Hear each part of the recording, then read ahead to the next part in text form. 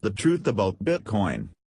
The US dollar has been the world's most popular currency for over half a century.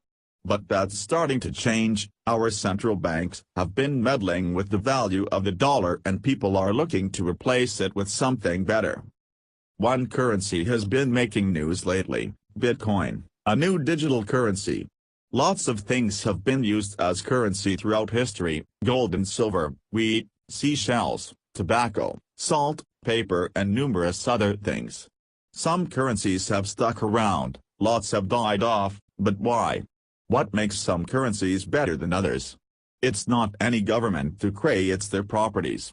Certain properties are essential to a healthy currency, and if we keep score, the US dollar doesn't look so great, especially in comparison to historical favorite like gold and silver or the Bitcoin.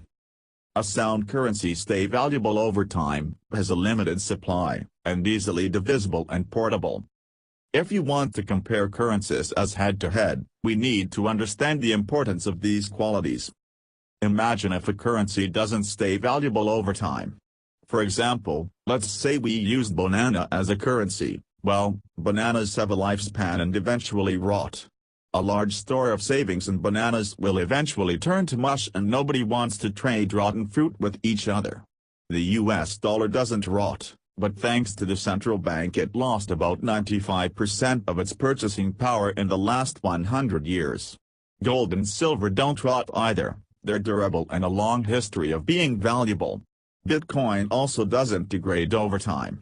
Ones and zeros will be the exact same 50 years from now, because these are not centralized currencies, not issued by any one institution, which means that its value is independent from any government or central bank. As long as people find it valuable, it will stick around. Next, imagine a currency without a limited supply. Let's say we used wooden nickels as our currency. What happens when people start carving their own? If people can easily create more currency for themselves, economic prices become meaningless. Since the 1970s, the US dollar has anything but a limited supply. The central bank has created billions of dollars out of thin air, devaluing everybody else's dollar in the process. In contrast, the supply of gold and silver has been relatively constant for the last few millennia. Bitcoin also has a stable supply. In fact, in any given time, we know almost exactly how many exist and at what rate they will be produced in the future. No more than 21 million bitcoins will ever be created. It is written straight into the code.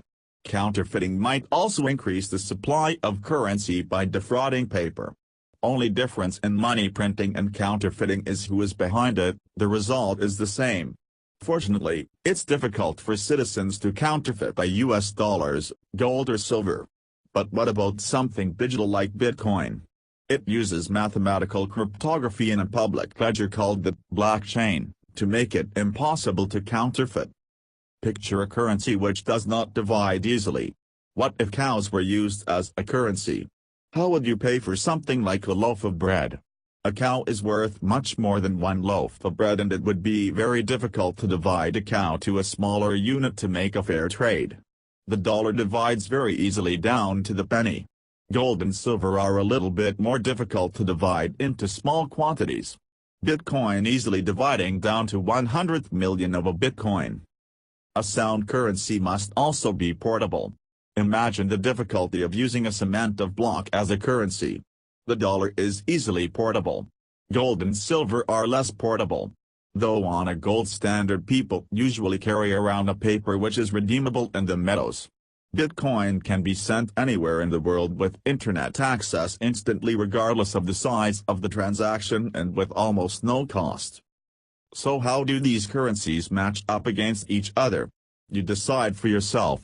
We can't know what is the best currency is. We discover it over time. But if central banks keep inflating the money supply and people are free to choose, the US dollar likely cannot stand toe-to-toe with the competition.